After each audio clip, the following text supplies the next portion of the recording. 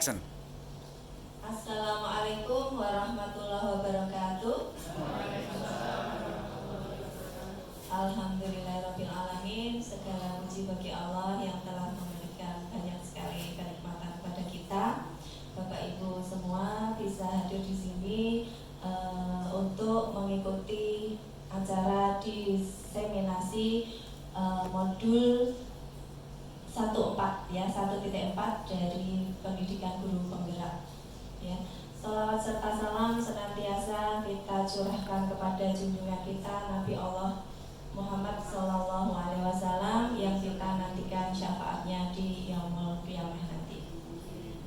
Bapak Ibu yang kami hormati, di sini saya Penny Nuryanti dan rekan saya Ibu Rohmat Krisnawati akan mengadakan acara diseminasi aksi nyata untuk modul 1.4 di pendidikan guru penggerak. Dalam materi ini nanti kami akan menyampaikan tentang budaya positif di sekolah. Untuk yang pertama nanti akan disampaikan oleh Ibu Rohmat Krisnawati, menyampaikan tentang materi-materi yang ada pada budaya positif yang bisa kita terapkan untuk mendidik anak kita, mendisiplinkan murid-murid kita di sekolah maupun di luar sekolah. Mari kita buka dulu untuk acara pada pagi hari ini dengan bacaan basmalah bersama. Bismillahirrahmanirrahim. Semoga nanti acara ini dari awal sampai selesai kita selalu diberikan rahmat oleh Allah SWT. Apa yang kita dapatkan hari ini bisa bermanfaat bagi kita semua. Amin.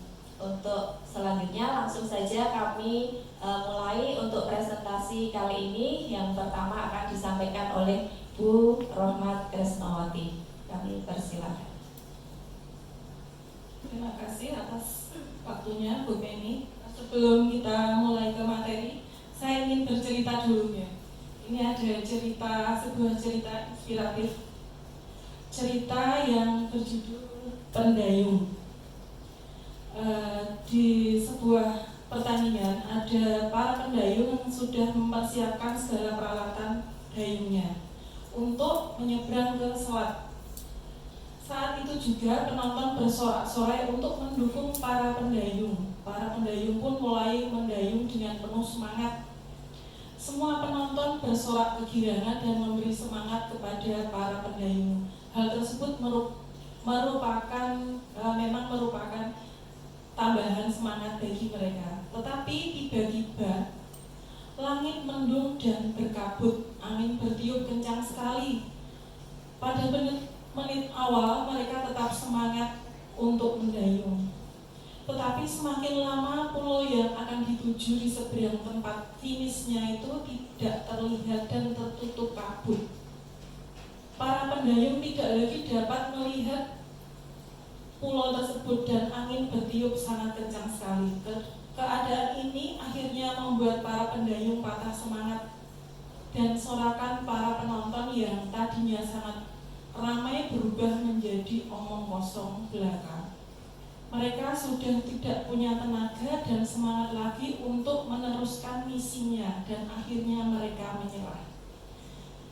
Nah, di sini kira-kira dari cerita ini ada yang bisa menyampaikan untuk dari pendayung itu tadi bareng-bareng rame-rame ketika terlihat pulaunya di sana tertutup hangat oleh awan ya, awan angin itu kira-kira semangat pendayungnya bagaimana? Mungkin ada Mbak.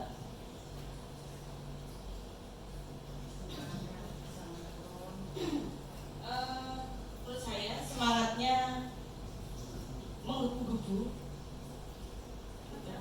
Pada awalnya menggebu-gebu, terus ada halangan mulai train,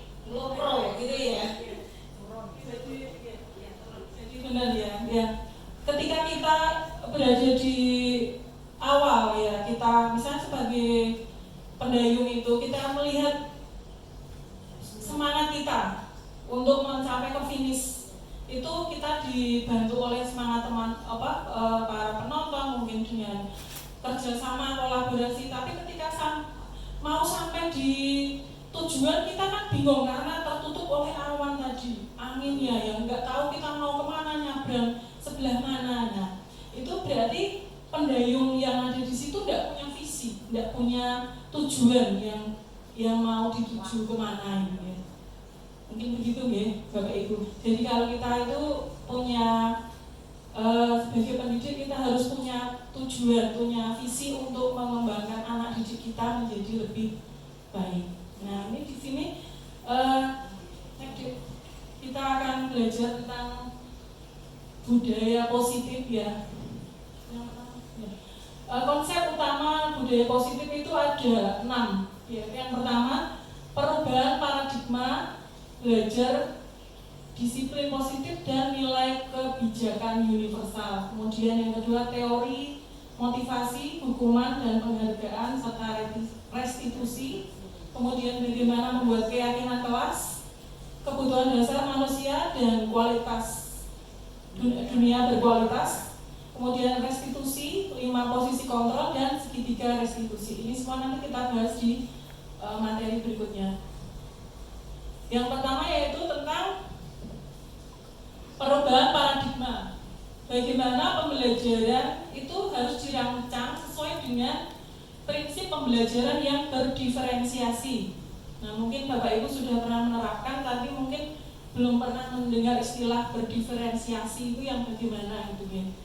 Sehingga setiap siswa itu belajar sesuai dengan kebutuhan dari tahap berkembangnya untuk mewujudkan profil pelajar Pancasila. Jadi anak itu memiliki perbedaan dalam bagaimana menerima pelajaran, bagaimana mereka belajar, ya, bagaimana mereka memahami materi itu tidak boleh disamakan. Semua memiliki keunikan sendiri, memiliki cara mereka sendiri untuk bisa belajar ya. Nah, di sini profil pelajar Pancasila ada mandiri, bernalaristis. Yang pertama itu beriman dan bertakwa ya, pada Tuhan Yang Maha Esa. Kemudian mandiri, bernalaristis, kreatif, bergotong royong dan berkebinekaan global. Kemudian disiplin. Nah, coba menurut Bapak Ibu disiplin itu seperti apa? Coba mungkin Bu Wit bisa menggambarkan. Disiplin menurut saya berarti melakukan sesuatu sesuai dengan aturan yang ada, yang berlaku di tempat tersebut. Gitu menurut saya, Bu. Ya, betul sekali. Jadi disiplin itu bisa kita terapkan pada anak-anak. Ya, ini sebelumnya Ki Hajar Dewantara itu yang dulu ya, maksudnya sudah menjadi guru dulu tahun sebelum kita merdeka itu pun sudah menerapkan teori ini, disiplin menurut Ki Hajar Dewantara itu di mana ada kemerdekaan, disitulah harus ada disiplin yang kuat. Sungguh pun disiplin itu bersifat self-disiplin, jadi disiplin diri sendiri dulu. Kalau kita ingin mendisiplinkan orang lain, berarti kita harus disiplin diri sendiri dulu. Jadi kita mengukur kita dulu, jangan langsung orang lain yang harus disiplin tapi kita tidak, gitu ya. Kemudian yaitu kata kita sendiri yang mewajibkan kita dengan sekeras-kerasnya, tetapi itu sama saja sebab jikalau kita tidak dapat melakukan self-disiplin, wajiblah penguasa lain mendisiplinkan diri kita, dan peraturan demikian itulah yang harus ada di dalam suasana yang merdeka. Kemudian disiplin menurut Diana Gosen berasal dari bahasa Latin yaitu disiplina, yang artinya belajar. Kata disiplin juga berasal dari akar kata yang sama yaitu disiple atau murid atau pengikut. Untuk menjadi seorang murid atau pengikut, seseorang harus paham betul alasan mengapa mereka mengikuti suatu aliran atau ajaran tertentu, sehingga motivasi yang terbangun adalah motivasi intrinsik bukan ekstrinsik. Jadi motivasi kita disiplin itu bukan dari orang lain, tapi dari kita sendiri. Kita sendiri harus mendisiplinkan kita, baru mungkin kita bisa menyuruh orang untuk berdisiplin. Jadi bukan dari kita diperintah misalnya harus berangkat pagi. Nah, karena takut aturan, misalnya takut nanti nggak cair sertifikasinya, terus berangkatnya pagi terus, tapi bukan dari kita, tapi dari orang lain, dari aturan, itu tidak baik. Jadi harus dari motivasinya dari diri sendiri gitu. Kemudian nilai-nilai kebajikan apa yang harus kita bangun, yaitu menurut Ki Hajar Dewantara maupun Diana Gosen, bahwa disiplin sebagai pengikut kontrol diri, yaitu belajar untuk kontrol diri agar dapat mencapai suatu tujuan mulia. Tujuan mulia di sini mengacu pada nilai-nilai atau prinsip-prinsip mulia yang dianut oleh seseorang, yang kita namakan dengan nilai kebajikan universal. Jadi nilai-nilai yang dianut oleh kebanyakan orang. Nah, di sini motivasi seseorang melakukan tindakan itu bisa ada 3. Yang pertama, untuk menghindari ketidaknyamanan atau hukuman. Jadi kita biasanya melakukan sesuatu itu supaya kita terhindar dari hukuman. Jadi tidak, nanti misalnya ada seorang murid misalnya datang terlambat sudah 3 kali. Nah, atau mungkin gini, dia berangkat lebih pagi karena takut nanti kalau di peraturan kalau berangkat terlambat berapa kali nanti dapat poin, kemudian nanti harus dipanggil orang tuanya atau bagaimana. Nah, itu biasanya anak-anak itu mungkin bisa menghindari ketidaknyamanan atau hukuman itu untuk mendasari perilakunya. Jadi perilakunya bukan dari kesadaran diri, tapi karena ada ketidaknyamanan atau hukuman. Kemudian yang kedua, untuk mendapatkan imbalan atau penghargaan dari orang lain. Nah, biasanya mungkin kita berangkat pagi biar nanti dia bapak kepala sekolah, oh Bu Kris kok makan sisuk terus, nanti dapat penghargaan gitu Pak. Kalau tumben berangkat pagi biasanya orang makan sisuk kok. Nah, itu untuk mendapatkan imbalan atau dihargai, mungkin dihargai orang lain. Jadi tidak dari kita. Jadi harusnya itu kita sendiri. Saya itu pengen disiplin ya kita sendiri, bukan karena menginginkan orang lain yang menghargai kita. Kemudian yang ketiga, untuk menjadi orang yang mereka inginkan dan menghargai diri sendiri dengan nilai-nilai yang mereka percaya, itu yang paling baik. Jadi untuk menjadi orang yang mereka inginkan dan menghargai diri sendiri. Jadi kita itu menghargai diri kita, misalnya berangkat lebih pagi, berarti kita punya tanggung jawab sebagai guru berangkat lebih pagi.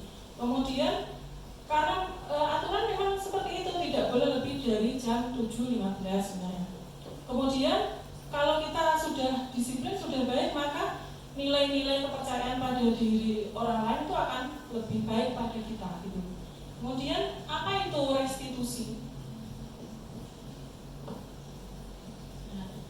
Sebagai guru kita, ketika murid ada yang melakukan kesalahan atau tindakan mana yang akan Anda lakukan.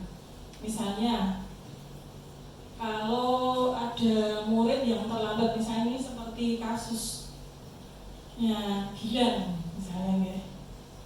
Kalau Gilang itu misalnya sering terlambat. Nah, ini Bapak Ibu guru kira-kira akan menunjukkan kesalahannya dengan memintanya melihat kesalahan baik-baik atau langsung menghukum atau bagaimana? Mungkin ada yang bisa memberi.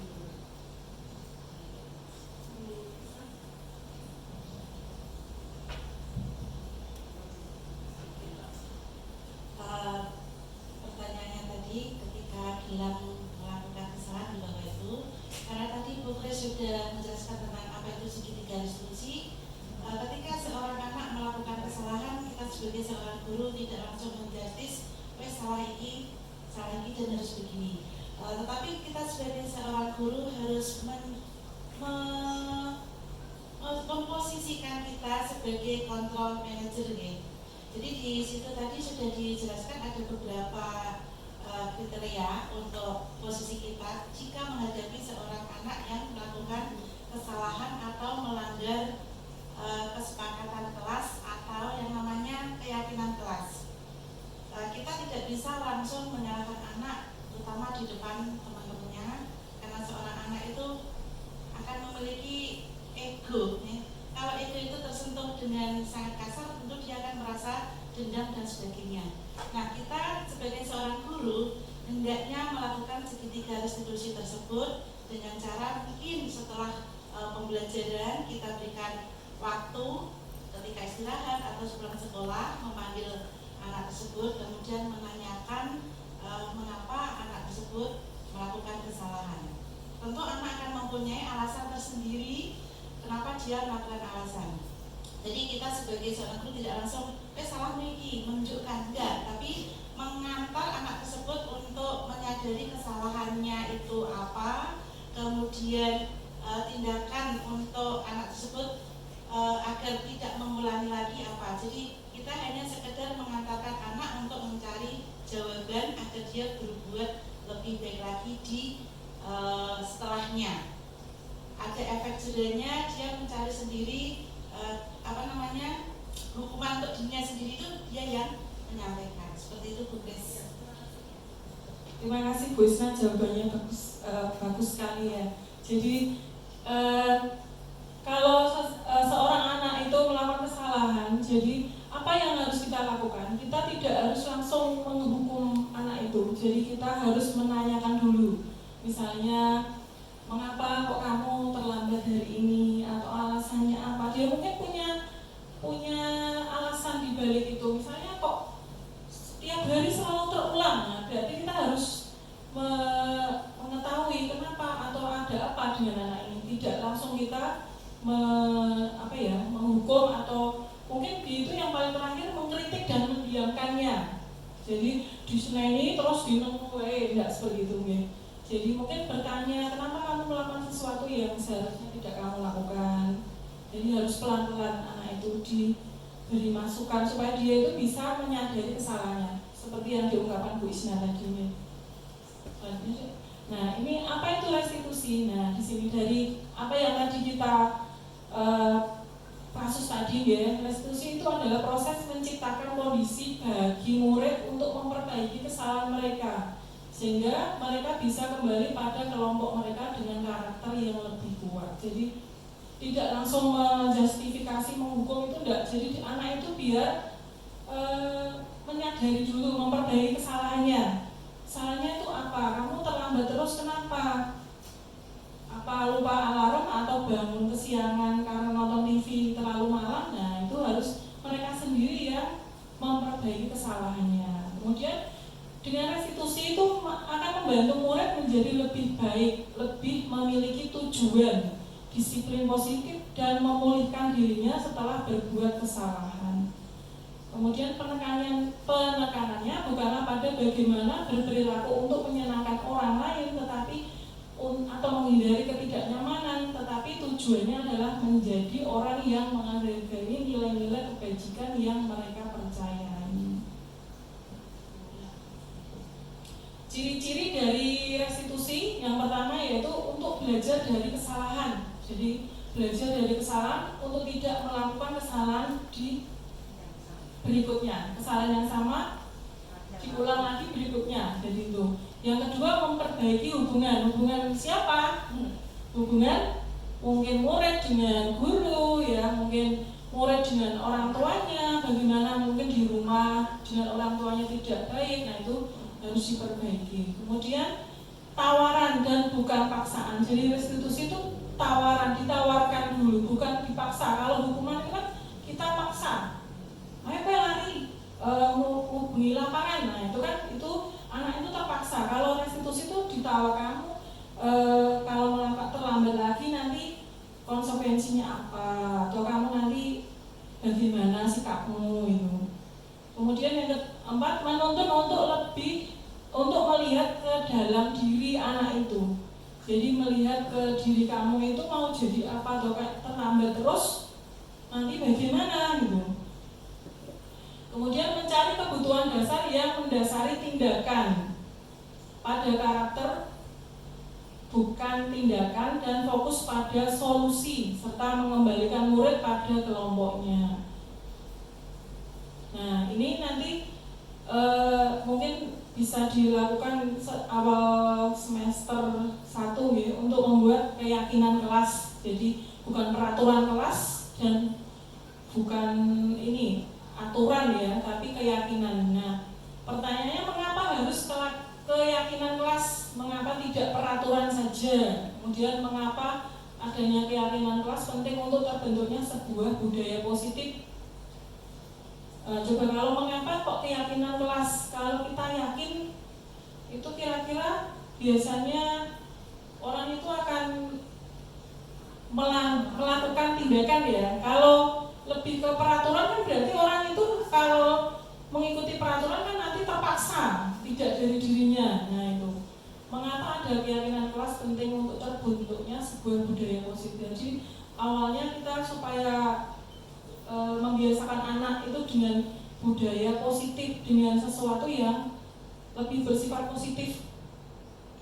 Bagaimana mewujudkan sebuah keyakinan kelas yang efektif? Jadi nanti membuat keyakinan kelas yang anak itu tidak melanggar. Tadi mengikuti budaya keyakinan kelas itu dengan penuh kesadaran diri gitu. Kemudian bagaimana cara membentuknya? Nah ini pembentukan keyakinan sekolah atau kelas. Yang pertama, keyakinan kelas bersifat lebih abstrak daripada peraturan yang lebih rinci dan konkret. Jadi kalau peraturan kan tidak boleh A, tidak boleh B. Kalau keyakinan kelas itu lebih bersifat abstrak, jadi tidak membatasi ya. Cuman anak itu nanti akan tahu sendiri. Misalnya kalau peraturan tidak dilarang dengan gitu ya. Kalau keyakinan kelas kan tidak bersifat negatif. Kemudian yang kedua, keyakinan kelas berupa pernyataan-pernyataan universal yang umum. Pernyataan keyakinan kelas senantiasa dibuat dalam bentuk positif, jadi tidak ada kata dilarang atau tidak, itu tidak boleh. Kemudian keyakinan kelas hendaknya tidak terlalu banyak sehingga mudah diingat dan dipahami oleh semua warga kelas. Kalau peraturan tata tertib biasanya kan banyak itu ya, jadi bingung anak-anak. Kalau yang kelas nanti dibuat tidak usah banyak-banyak, biar anak itu membuang sampah pada tempatnya. Nah, itu kan sudah perintah ya, bukan aturan, tapi buang sampah pada tempatnya. Nanti anak itu akan eling dengan kalimat itu. Tapi kalau dilarang, biasanya kalau dilarang membuang sampah di sembarang tempat, malah dibuang yang dinding. Tapi kalau dia dari dirinya sendiri, nanti insya Allah akan lebih baik, lebih mengikuti keyakinan kelas. Kemudian keyakinan kelas sebaiknya sesuatu yang dapat diterapkan di lingkungan tersebut. Jadi berarti yang berhubungan dengan sekolah, yang diterapkan di sekolah itu apa saja. Semua warga kelas hendaknya ikut berkontribusi dalam pembuatan keyakinan kelas lewat kegiatan curah pendapat. Jadi nanti mungkin Bapak Ibu bisa, kalau untuk semester 1 nanti tahun ajaran berikutnya itu bisa membuat ini dengan terutama untuk wali, mungkin membuat keyakinan kelas dengan semua anak-anak dalam satu kelas itu diikutkan untuk berkontribusi dalam pembuatan keyakinan kelas. Kemudian yang terakhir, bersedia meninjau kembali keyakinan kelas dari waktu ke waktu. Jadi tidak seperti itu terus, kan mungkin harus berubah ya. Tidak terlalu seperti itu terus. Kemudian yang selanjutnya, prosedur dalam pembentukan keyakinan kelas. Nah ini bagaimana caranya? Yang pertama itu mempersilahkan warga sekolah atau murid-murid di sekolah untuk bercurah pendapat tentang peraturan yang perlu disepakati di kelas. Misalnya misalnya membuang sampah pada tempatnya. Kemudian misalnya lagi datang tepat waktu, datang sebelum jam 7.15 misalnya, menggunakan seragam sesuai dengan hari misalnya ya. Itu bisa seperti itu. Kemudian yang kedua, mencatat semua masukan yang diberikan murid atau warga sekolah di papan tulis atau di kertas besar. Kemudian di mana semua warga sekolah bisa melihat. Jadi nanti keyakinan kelasnya bisa ditulis, kemudian ditempel di dinding supaya bisa dilihat jika anak itu melakukan kesalahan. Oh itu loh keyakinan kelas. Oh kamu nggak boleh buang sampah sembarangan, itu ada di situ. Kenapa kamu melanggar itu? Kemudian yang terakhir, yang ketiga, menyusun keyakinan kelas sesuai dengan prosedur pembentukan keyakinan kelas. Ya, gantilah kalimat-kalimat dalam bentuk negatif menjadi positif. Misalnya itu tadi, jangan berlari di kelas atau koridor, itu negatif. Positifnya berjalanlah di kelas atau koridor. Tadi misalnya banyak sekali itu contohnya. Kemudian yang keempat, tinjau kembali daftar curah pendapat yang sudah dicatat. Tinjau ulang keyakinan kelas atau sekolah secara bersama-sama. Kemudian setelah keyakinan sekolah atau kelas selesai dibuat, maka semua warga kelas dipersilakan meninjau ulang dan menyetujuinya dengan menandatangani keyakinan kelas tersebut, termasuk guru dan semua warga murid.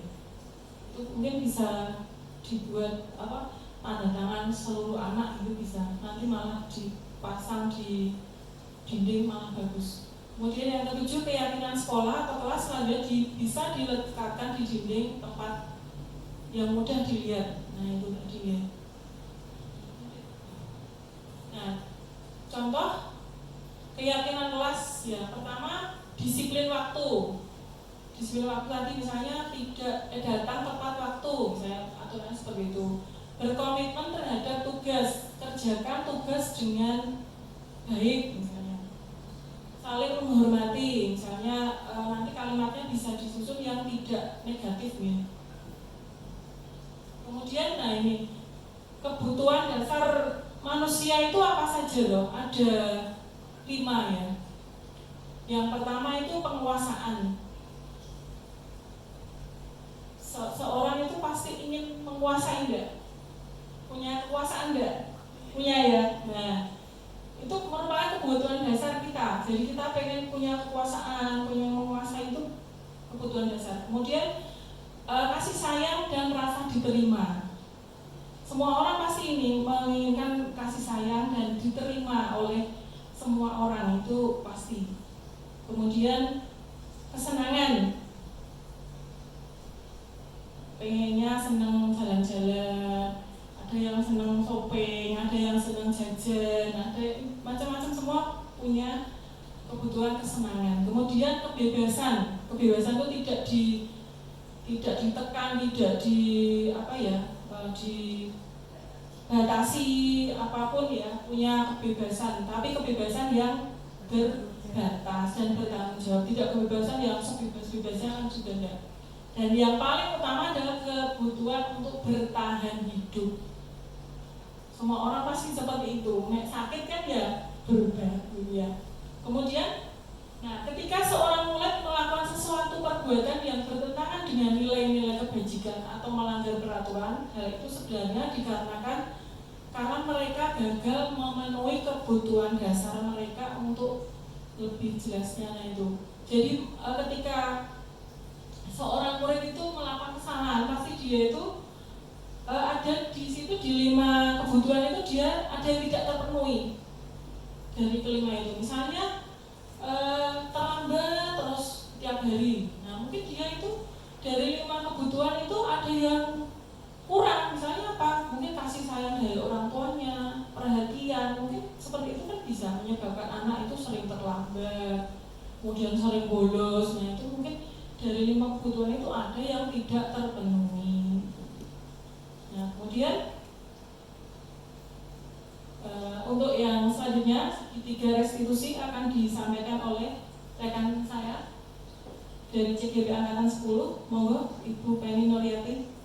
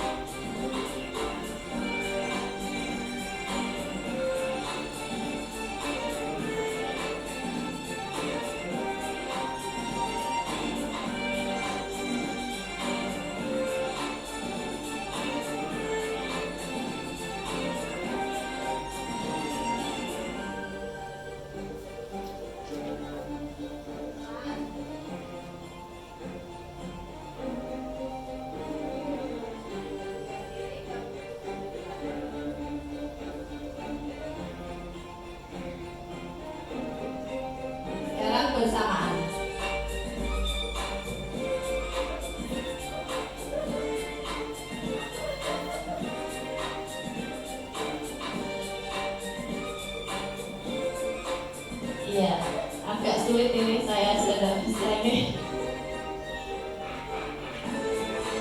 Oke, dari awal sekarang agak cepat.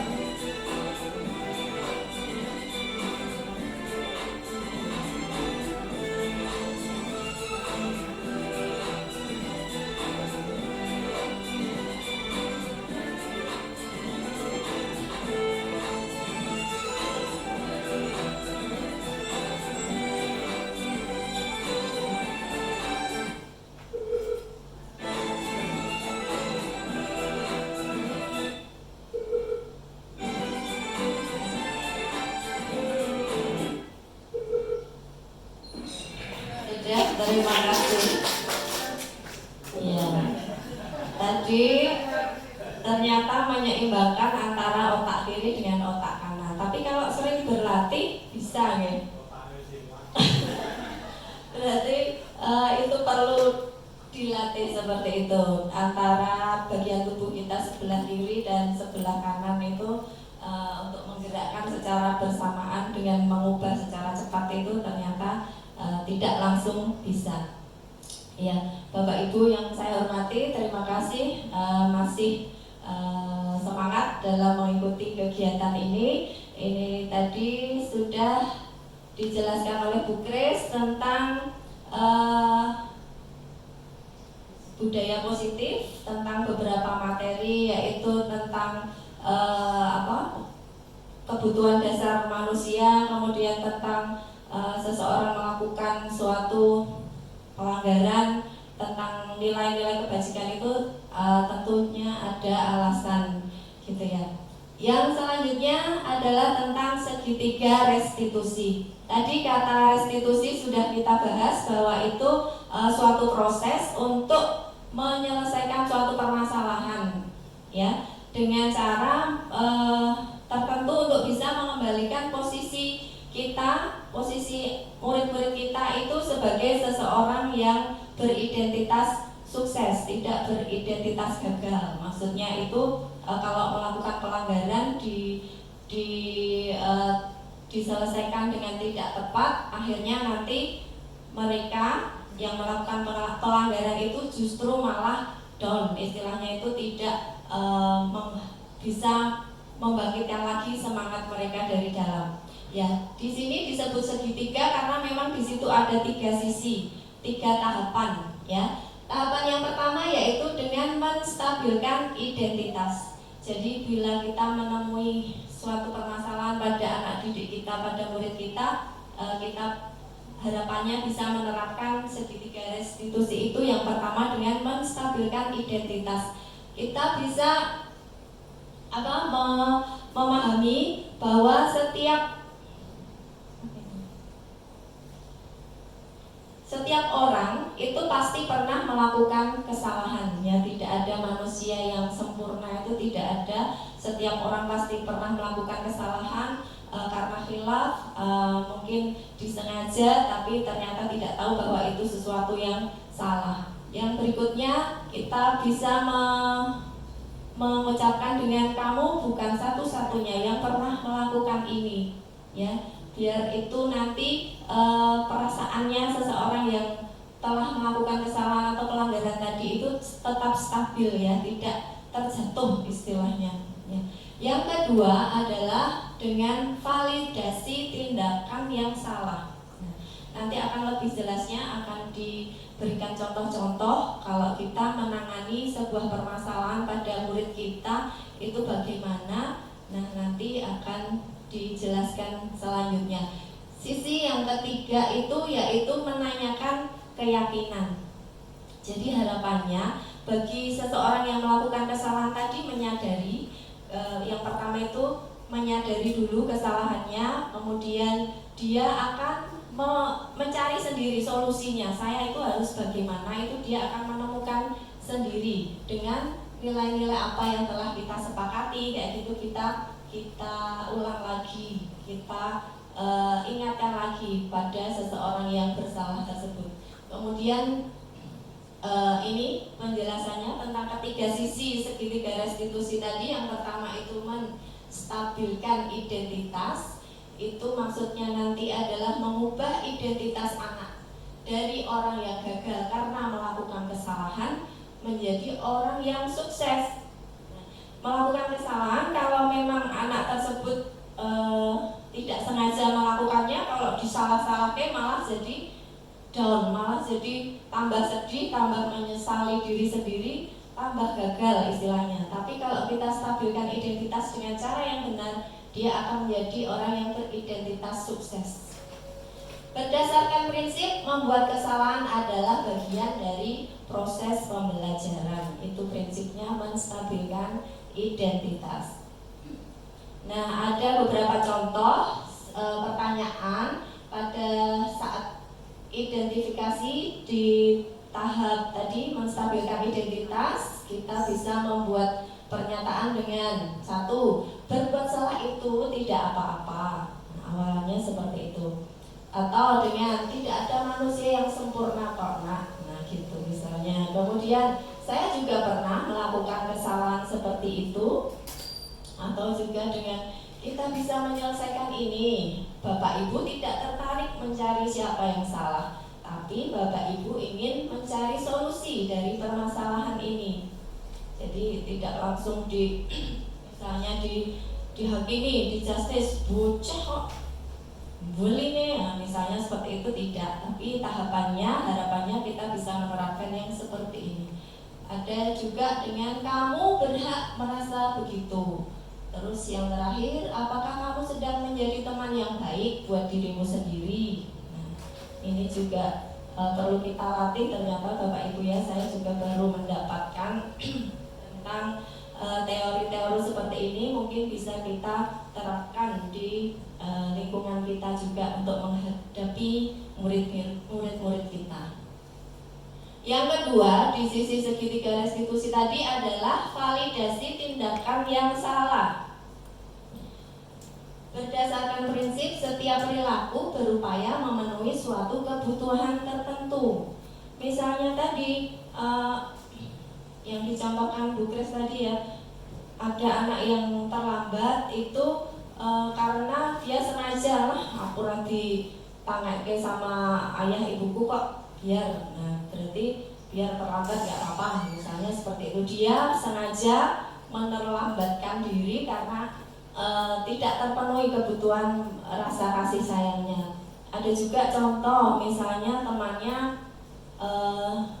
mengganggu gitu ya, mengganggu, mengambil alat tulisnya teman kemudian dilempar-lemparkan sambil tertawa-tertawa. Nah, seperti itu kan dia ingin memenuhi kebutuhan kesenangannya misalnya dengan bercanda gitu ya. Alasannya bercanda gitu. Itu demi memenuhi kebutuhan kesenangan ternyata. Nah, karena 5 kebutuhan dasar manusia itu harus terpenuhi semua. Nah, caranya saja yang salah. Mungkin seperti itu, anak-anak perlu kita ingatkan, kue-kue butuh permainan tapi itu cara yang salah. Alat tulis temannya kok dipermainkan, dia tidak terima, akhirnya marah seperti itu. Yang kedua, guru akan bergeser dari pemikiran stimulus respon menjadi proaktif. Yang ketiga, mengenali dan mengakui kebutuhan murid akan memperbaiki hubungan dengan murid. Begitu. Untuk memvalidasi tindakan yang salah itu pertanyaan yang bisa kita ajukan pada murid. Contohnya, apa yang kita percaya sebagai kelas atau keluarga? Misalnya tadi ada yang lempar-lemparin alat tulis temannya tadi, apa yang kita percaya sebagai keluarga? Mosok alat tulis temanmu kamu permainkan seperti itu. Kemudian, apa nilai-nilai umum yang kita telah sepakati? Sebenarnya kita, murid-murid kita juga itu sudah tahu kok nilai-nilai kebajikan universal atau istilahnya itu norma-norma gitu ya, itu sudah tahu. Cuma mereka karena ingin memenuhi suatu kebutuhan tadi, akhirnya melakukan suatu tindakan yang melanggar gitu. Berikutnya, apa bayangan kita tentang kelas yang ideal? Misalnya gitu ya, kelas yang ideal itu bagaimana? Coba kita tanyakan bagaimana jawaban anak tersebut. Kemudian, kamu mau jadi orang yang seperti apa? Itu juga perlu ditanyakan. Berikutnya menanyakan keyakinan. Ini tahap yang ketiga. Inilah yang nanti memunculkan ide dari seseorang yang melakukan kesalahan sendiri, itu akan menemukan solusi apa untuk memperbaiki kesalahan itu. Yaitu murid akan diberi pertanyaan-pertanyaan bermakna, memunculkan motivasi secara intrinsik. Nah, harapannya seperti itu. Yang kedua, mampu mengaitkan keyakinannya dengan tindakan yang salah. Otomatis setelah membuat keyakinan kelas tadi, kalau ada yang melanggar, itu prosesnya seperti itu yang terakhir. Nah, contoh pertanyaannya yang pertama, padahal kamu bisa melakukan yang lebih buruk dari ini ya, gitu. Jadi maksudnya nanti tadi kalau alat tulisnya dipermainkan temannya, kemudian temannya marah, akhirnya ngampleng misalnya. Nah, itu kan harus diproses dua-duanya salah gitu. Nah, nanti bisa padahal kamu bisa melakukan yang lebih buruk dari ini ya, bisa aja kamu ngepro kayak apa gitu. Maksudnya kita netralkan juga. Kamu pasti punya alasan mengapa melakukan hal itu. Kemudian kamu patut bangga pada dirimu sendiri karena kamu telah melindungi sesuatu yang penting buatmu. Jadi nanti tetap kita arahkan konsekuensinya apa. Nek wis ngamplong kancane ini berarti piye konsekuensinya. Nanti dia harus punya inisiatif sendiri untuk menemukan, memperbaiki masalah itu. Yang terakhir, kamu boleh mempertahankan sikap itu, tapi kamu harus menambahkan sikap yang baru. Nah, seperti itu mungkin pembelajarannya untuk kita. Yang berikutnya tentang 5 posisi kontrol. Kita sebagai guru bertanggung jawab untuk mendidik putra-putri kita, murid-murid kita untuk menjadi lebih baik. Jadi di sini kita dihadapkan dengan berbagai macam karakter murid yang tentu saja kadang membuat kita itu lelah gitu ya. Maksudnya gimana ya caranya membuat murid-murid saya itu lebih baik. Nah, seperti itu kita harus berusaha selalu. Di sini kalau kita sudah memahami tentang 5 posisi kontrol kita untuk murid kita, insya Allah nanti kita bisa memilih menerapkan yang mana yang akan bisa mengarahkan murid-murid kita itu menjadi lebih baik. Kontrol yang pertama itu sebagai penghukum. Saya yakin saya sendiri pun kadang khilaf gitu ya, atau kenapa itu sebagai penghukum. Tahu-tahu kalau ada anak yang melanggar, langsung saya berikan suatu konsekuensi atau hukuman. Yang kedua, pembuat merasa bersalah. Nah, ini di pojok-pojok kayak gitu ya, anak-anak yang bersalah itu. Yang ketiga, sebagai teman. Yang keempat, pemantau. Dan yang kelima, manajer. Berikut ini adalah penjelasan dari kelima kontrol tadi yang kita punya. Kita mau pilih yang mana. Yang pertama itu sebagai penghukum. Seorang penghukum bisa menggunakan hukuman fisik maupun verbal.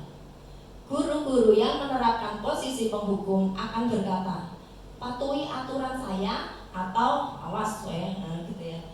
Patuhi aturan saya atau awas. Nah, itu berarti sikapnya lebih ke arah tegas dan galak, gitu ya. Kalau penghukum, kamu itu selalu saja salah. Itu kalimat-kalimat yang saat kita menjadi posisi sebagai penghukum, selalu, pasti selalu yang terakhir selesai, gitu ya. Ini ada contoh kasus ya, dari kita ambil Adi namanya, salah satu siswa kelas 9 SMP Negeri 2 Toro. Dia sering terlambat masuk sekolah karena bangun kesiangan. Kalau tadi Gilang tadi ya, seperti Gilang tadi. Nah, bagaimana penyelesaiannya? Adi yang terlambat hadir di sekolah, kalau kita memposisikan kita sebagai penghukum begini, kalimat-kalimat kita, terlambat lagi, pasti terlambat lagi, selalu datang terlambat. Kapan bisa datang tepat waktu, nah sambil melotot gitu ya, biasanya sambil melotot sambil malang kerik gitu. Itu kalau kita sebagai penghukum posisinya. Nah, tanyakan kepada diri Anda, bagaimana perasaan murid bila guru berbicara seperti itu pada saat muridnya datang terlambat? Mesti dingklu, wah gitu ya. Terus kalau sesekali pelirak-pelirik gitu kalau digitukan murid kita. Nah, hasilnya kemungkinan murid marah dan mendendam atau bersifat agresif. Ya, jangan sampai terjadi seperti itu. Bisa jadi sesudah kembali duduk, murid tersebut akan mencoret-coret bukunya atau meja tulisnya. Lebih buruk lagi, sepulang sekolah, murid melihat motor atau mobil bapak ibu guru yang terparkir, itu kalau dia dendam akan digores-gores, bisa-bisa seperti itu karena menyimpan dendam setelah dimarahi tadi. Yang posisi kedua yaitu pembuat merasa bersalah. Nah, ini nanti nada suaranya lebih lembut tapi dia menusuk gitu ya. Guru akan bersuara lebih lembut, membuat merasa bersalah akan menggunakan keheningan yang membuat orang lain merasa tidak nyaman, bersalah atau rendah diri. Kata-kata yang keluar dengan lembut akan seperti, nah, ibu sangat kecewa sekali dengan kamu nak, sambil kayak mau sedih gitu ya ekspresinya. Berapa kali sih bapak harus memberitahu kamu ya? Itu nadanya lembut tapi membuat orang yang diajak bicara itu, aku kok kayak ini ya gitu. Gimana coba kalau orang tua kamu tahu kamu berbuat begini? Nah, terus kepikiran orang tuane yang gitu, tambah sedih lagi. Di posisi ini murid akan memiliki penilaian diri yang buruk tentang diri mereka. Murid merasa tidak berharga dan telah mengecewakan orang-orang yang disayanginya.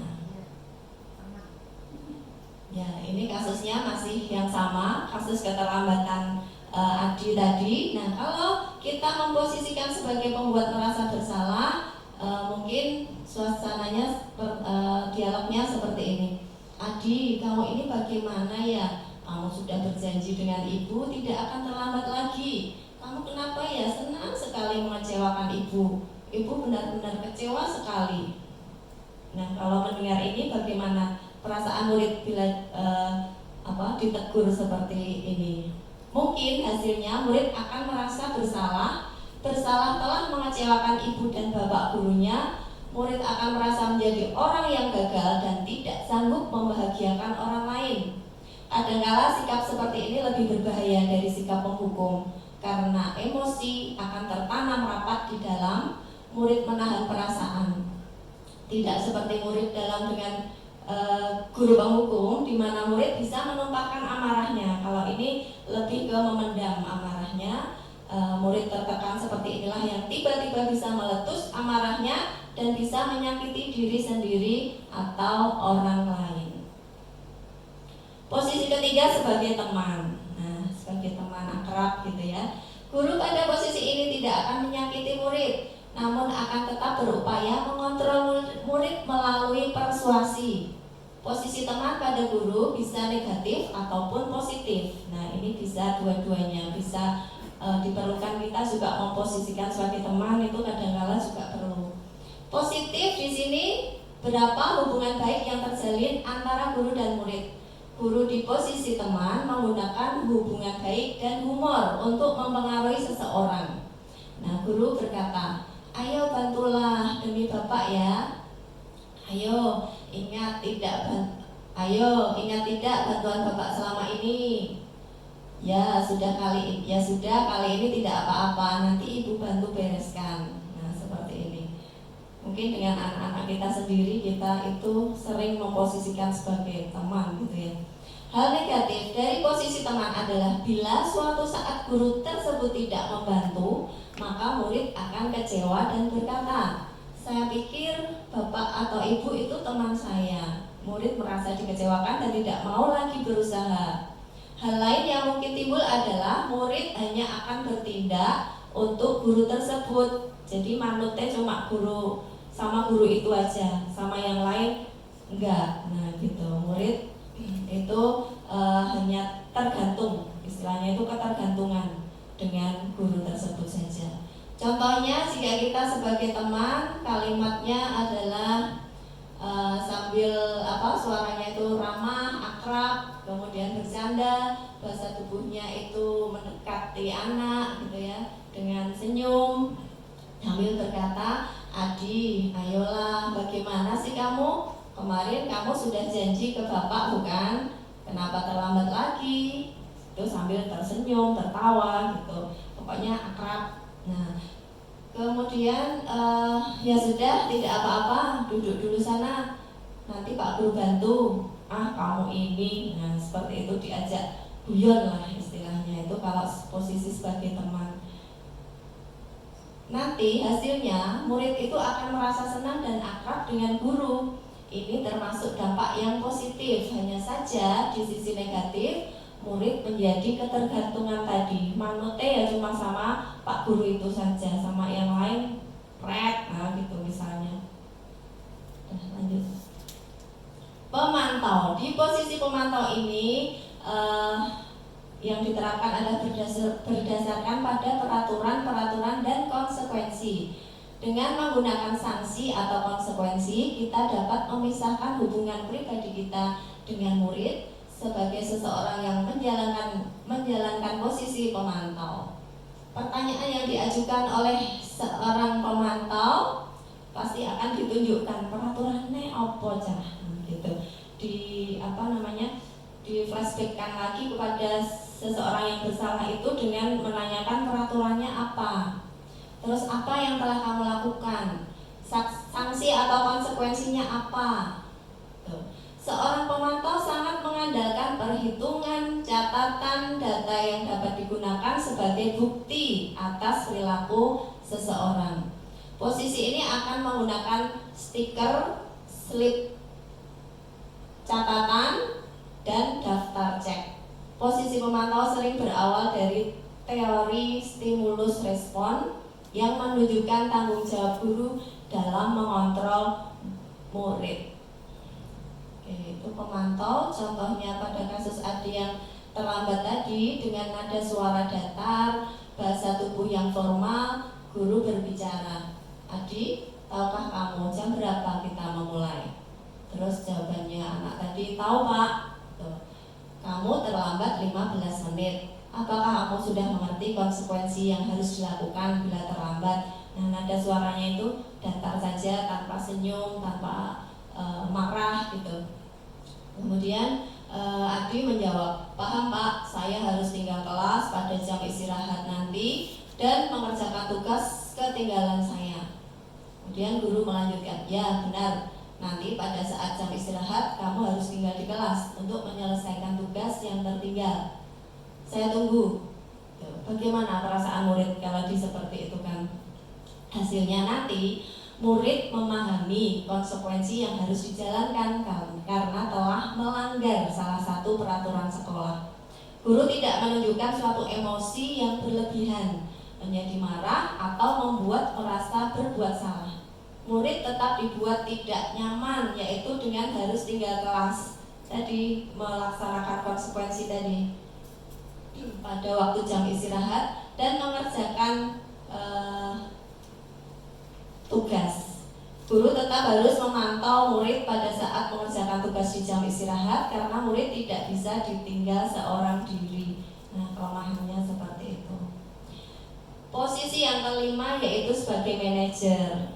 Sebagai manajer ini yang diharapkan bisa kita terapkan untuk menangani permasalahan murid-murid kita. Posisi manajer mendukung murid melakukan restitusi dan mendorong murid menemukan motivasi internalnya. Percakapan berikut ini mengajak kita untuk memahami lebih dalam terkait penerapan posisi kontrol manajer serta dampak kepada murid agar kita dapat mempraktekannya di kelas nanti. Jadi menggunakan segitiga restitusi tadi prosesnya. ini jika kita bertindak sebagai posisi manajer, menangani kasus Adi yang terlambat hadir di sekolah tadi dengan nada suaranya tulus, ya, tulus, tidak terlalu banyak senyum mungkin. Kemudian bahasa tubuh tidak kaku, mendekat ke murid. Kemudian bicara, Adi, apakah kamu mengetahui jam berapa sekolah dimulai? Kemudian Adi tadi menjawab, tahu Pak, jam 7. Kemudian guru melanjutkan, ya, jadi kamu terlambat. Kira-kira bagaimana kamu akan memperbaiki masalah ini? Adi menjawab, saya bisa menanyakan teman saya Pak, untuk mengejar tugas yang tertinggal. Baik, itu bisa dilakukan. Apakah besok akan ada masalah untuk kamu agar bisa hadir tepat waktu ke sekolah? Tidak Pak, saya tidak. Tidak Pak, saya bisa hadir tepat waktu. Baik, saya hargai usahamu untuk memperbaiki diri. Nah, seperti itu berarti anak itu dibangkitkan motivasinya dari dalam diri mereka. Pada posisi manajer, maka suara guru sebaiknya tulus, tidak perlu marah, tidak perlu meninggikan suara, apalagi menunjuk-nunjuk jari ke murid, berkaca pinggang ataupun bersikap seolah-olah menyesal, tampak sedih sekali akan perbuatan murid ataupun bersenda gurau menempatkan diri sebagai teman. Nah, fokus pada murid bukan untuk membahagiakan guru atau orang tua. Murid sudah mengetahui adanya suatu masalah dan sesuatu perlu terjadi. Bila guru mengambil posisi pemantau, guru akan melihat apa konsekuensinya, apa peraturannya. Namun pada posisi manajer, guru akan mengembalikan tanggung jawab pada murid untuk mencari jalan keluar permasalahannya, tentu dengan bimbingan guru. Nah, demikian tadi paparan dari kami tentang budaya positif, di mana di situ kita diharapkan untuk bisa menerapkan posisi kontrol yang terbaik untuk membina disiplin anak-anak didik kita. Mungkin itu yang bisa kami sampaikan. Semoga kita bisa mengambil manfaatnya dari apa yang kami sampaikan di sini. Atas segala kekurangannya kami mohon maaf. Saya dan Bu Kris mengakhiri presentasi kali ini, ya. Kita tutup dulu ya Bapak Ibu pertemuan pada pagi hari ini dengan bacaan hamdalah bersama-sama. Alhamdulillahirabbil alamin. Assalamualaikum warahmatullahi wabarakatuh. Terima kasih Bapak Ibu semua atas bantuannya. Di sini saya izin menyampaikan tentang refleksi dari paparan dari Bu Kris dan Bu Penny, yaitu yang pertama, kita perlu membiasakan budaya disiplin positif bagi peserta didik kita, terutama di lingkungan sekolahan. Dan budaya positif ini bisa ditanamkan dengan menggunakan salah satunya adalah segitiga restitusi. Jadi ketika seseorang anak memiliki permasalahan, jadi kita wajib untuk menanyakan apa yang terjadi, kemudian bagaimana solusi yang dapat kita lakukan untuk menyelesaikan dari permasalahan tersebut. Dan budaya disiplin ini juga memberikan motivasi yang kuat untuk peserta didik itu dapat meningkatkan motivasi untuk belajar juga, karena dengan adanya disiplin positif ini peserta didik itu bisa menyadari terhadap dirinya sendiri sebelum dia menyadari ke orang lain. Mungkin itu saja yang dapat saya sampaikan, Bu. Ini saya kembalikan ke Bu Kris. Terima kasih Mas Tama atas refleksinya. Satu lagi ya, mungkin Ibu Nur minta tolong.